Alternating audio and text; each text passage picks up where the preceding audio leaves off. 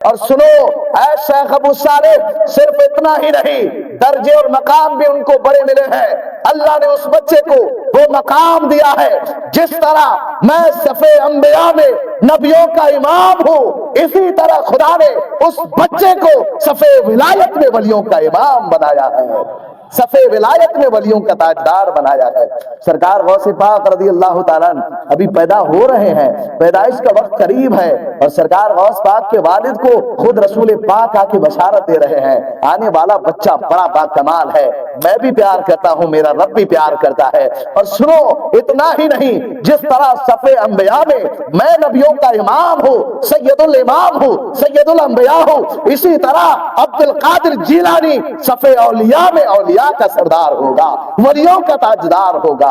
برادران ملت اسلامیہ، حضرات محترم، آپ کی تشریف آوری سے صدیاں پہلے حضرت جنید بغدادی جیسے، معروف کرخی جیسے اور اس طرح کی بے شمار اولیاء اللہ نے سرکار غوث پاک کے آنے کی بشارت دی اور کہا سنو 5ویں صدی میں ایک بچہ پیدا ہوگا جس کا نام شیخ عبد القادر جیلانی ہوگا، ان کا شہرہ رفتہ رفتہ زمانے میں بجنا شروع ہوگا، دنیا کے ہر کونے میں ان کے نام کے شہرے ہوں گے، اور اللہ نے ان کو ایسی ولایت عطا فرمائی ہے کہ بغداد کی زمین پر بیٹھ کر وہ خطبہ دیتے ہوں گے اور دوران خطبہ کہیں گے قدمی ہاذا علی رقبت کل ولی اللہ، میرا قدم سارے ولیوں کی گردنوں پہ ہے۔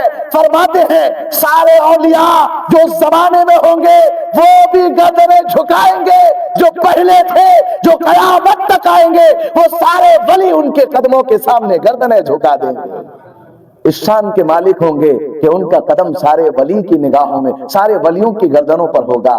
عزیزان ملت اسلامیہ، 5ویں صدی میں وہ بچہ پیدا ہوا جس کا نام شیخ عبد القادر رکھا گیا، لقب محی الدین ہوا، خطاب غوث پاک سے نوازا گیا۔ وہ بچے دینی ظاہری باطنی علوم سے فراغت ہونے کے بعد سرکار غوث پاک رضی اللہ تعالیٰ عنہ صرف علم دین سے مالا مال نہ ہوئے، آپ کو اللہ نے علم روحانیت میں اس قدر مقام عطا فرمایا۔ سرکار غوث پاک رضی اللہ تعالیٰ عنہ کی جب تقریر ہوتی تھی، آیا ہے تاریخ میں کہ 300 سے زائد صرف اولیاء ہوا کرتے تھے، اور یہ وہ لوگ ہوتے تھے جو سرکار غوث پاک کی تقریریں قلم اور کاپیوں میں، قلم اور کتاز کے ذریعے سے لکھا کرتے تھے۔ سرکار غوث پاک کے فرما فرامین کو لکھتے تھے، لکھنے کے لیے 300 اولیاء کی جماعت ہوتی، یہ غوث پاک کے الفاظ جو نکلے ہوتے تھے ان کو قلم بند کیا کرتے تھے۔ حضرات، سرکار غوث پاک کی تقریر کا شورا اس قدر ہوا کہ صرف بغداد نہیں، عراق کے تمام شہروں سے، شام سے، دمشق سے، ایران سے، عرب سے، سارے ممالک سے لوگ غوث پاک کی تقریر سننے کے لیے آنا شروع کر دیا۔ یہاں تک کہ حال یہ ہوا کہ لوگ سرکار غوث پاک کی ایک مہینے میں صرف 2 تقریریں سن پاتے تھے، اس لیے کہ کچھ لوگوں کو آنے میں 1 ہفتہ لگتا تھا، ایک خطاب سنتے واپس گھر کو لوٹتے، گھر لوٹ کر کچھ کام کرتے، واپس لوٹ کر دوسری تقریر کے لیے آتے، پھر سے سرکار غوث پاک کی تقریر سننے کے لیے 1 ہفتے کا سفر طے کرتے، اور 1 مہینے میں 2 تقریریں ہوتی۔ چند مہینوں کے بعد چند مریدوں نے، عاشقوں نے، معتقدوں نے کہا اے عبد القادر جیلانی، آپ چاہیں تو ہمیں اپنے علاقے میں 1 تقریر سنا دیا کریں، ہم اپنے علاقے سے آتے ہیں، ہمارے لیے بڑا مشکل ہوتا ہے، 1 مہینے میں 1 یا 2 تقریریں سن پاتے ہیں، اے سرکار غوث کرم کر دیجئے تاکہ تقریر ہم آپ کی سبھی سن سکیں۔ ان کو بھی عقیدہ تھا، ان کا بھی یقین پختہ تھا کہ غوث پاک چاہے تو بغداد سے ہمیں اپنی تقریر سنا بھی سکتے ہیں، خود کا چہرہ دکھا بھی سکتے ہیں۔ غوث کو اللہ نے وہ قدرت دیا ہے۔ سرکار غوث پاک کی بارگاہ میں جب یہ معروضہ پیش کیا گیا، سرکار ہم 2 تقریریں بڑی مشکل سے یا 1 تقریر سن پاتے ہیں، سرکار کرم کر دیجئے کہ ہم آپ کی تقریریں سن سکیں۔ سرکار غوث پاک نے نگاہیں بند کی اور تھوڑی دیر کے بعد مراقبے کے بعد فرمایا اے لوگوں، اے مریدین معتقدین، اے میرے چاہنے والوں، تم شام سے، دمشق سے، عراق کے دوسرے شہروں سے، ایران سے اور دوسرے ممالک سے طے کر کے سفر آتے ہو، اسی لیے تمہارے لیے میں ایک وقت بتا دیتا ہوں، ایک ٹائم مقرر کر دیتا ہوں، فلاں ٹائم، فلاں وقت مقررہ پر، فلاں دن کو تم اپنے اپنے شہر کے میدانوں میں آ جانا اور آ کر بیٹھ جانا، جس طرح میری محفل میں بیٹھتے ہو اسی طرح یقین رکھ کے بیٹھ جانا۔ سرکار غوث پاک کے مریدوں نے کہا حضور بیٹھ گئے، اب کیا ہوگا؟ کہتے ہیں جب وقت ہو جائے گا تقریر کا، میں تمہیں اپنے اپنے مجلسوں میں تقریر کرتا نظر آؤں گا۔ ایسا ہی ہوا، غوث پاک نے جو بات کہی تھی وہ وقت دور رہی، وہ لمحے دور رہی، جس دن جس وقت آپ نے فرمایا تھا ان لمحوں میں آپ کے मुतक़िदीन अपने अपने शहरों में गौसे पाक की महफिल का तसव्वुर करके बैठ रहे थे। गौस पाक बगदाद में तकरीर कर रहे थे, मुरीद दुनिया में गौसे पाक को देख रहे थे, गौसे पाक के जलवे नजर आ रहे थे। वो अब्दुल कादिर जिलानी है जो बगदाद में रहकर सारे मुरीदों को तकरीर सुना भी सकते हैं, दिखा भी सकते हैं। आज का लाइव टेलीकास्ट का जमाना नहीं था, मगर रूहानियत में अल्लाह ने वो ताकत दी थी।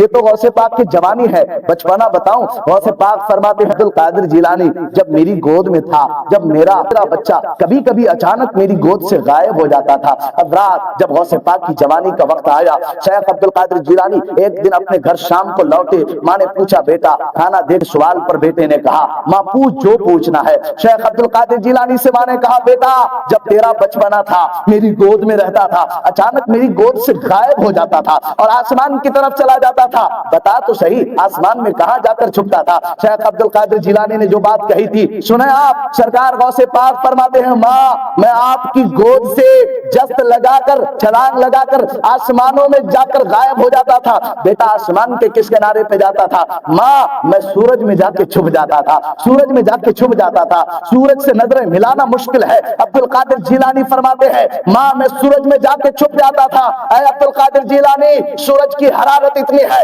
उसमें गर्मी शिद्दत की है, तो छुपता जलता क्यों नहीं? अब्दुल कादिर जिलानी ने कहा माँ छुपो मेरा बचपना था कि मैं खुद सूरज में छुप जाता था।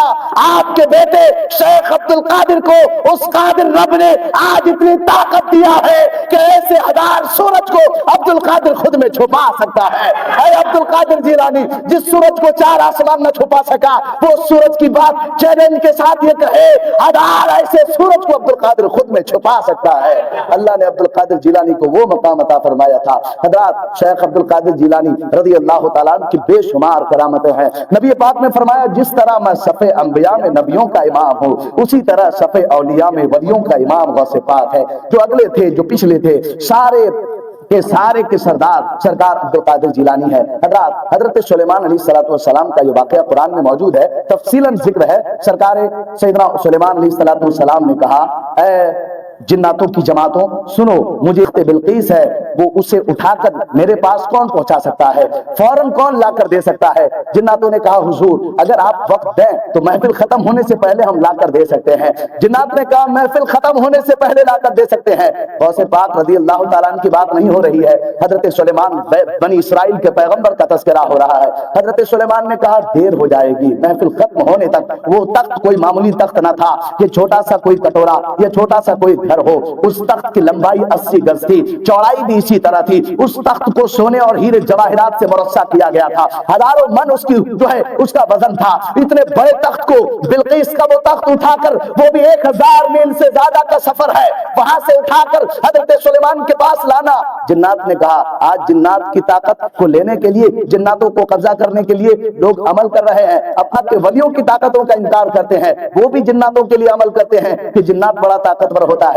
जिन्नात ने कहा हुजूर अगर वक्त दे तो मजलिस खत्म होने तक मैं तख्त ला कर दे दूंगा। मगर दोस्तों हजरत सुलेमान पैगंबर अलैहिस्सलाम ने फरमाया देर हो जाएगी। इतने में एक बनी इसराइल का वली उठा, एक इंसान उठा, एक अल्लाह का बरगुज़ीदा बंदा उठा। उन्होंने कहा हुजूर आपका पलक झपकने से पहले मैं तख्त ला कर दे दूंगा। बनी इसराइल का वली है, वो कहते हैं हुजूर आपका पलक झपकेगा उससे पहले तख्त ला कर दे दूंगा। अल्लाह अल्लाह, इसको भी कुरान ने कहा, पलक झपकने का भी जिक्र कुरान ने कहा है। हज़रत ऐसा हुआ कि वो बनी इसराइल का वली उस तख्त को जाते हैं उठाकर लाते हैं। हजरत सुलेमान ने पलक झपका, अभी आंखें खोला ना था कि तख्त लाकर हाजिर कर दिया गया, तख्त लाकर हाजिर कर दिया गया। मसला यह है कि बनी इसराइल का वली है, वो बनी इसराइल का वली है। नबी फरमाते हैं उलमाओ उम्मती का अंबियाए बनी इसराइल, मेरी उम्मत के जो उलमा है वो बनी इसराइल के नबियों की तरह है। उम्मत के हुजूर की उम्मत के जो उलमा है उसका मकाम इतना है जिस तरह बनी इसराइल में नबियों का मकाम था, जिस तरह बनी इसराइल में नबी थे। नबी की बात नहीं हो रही है,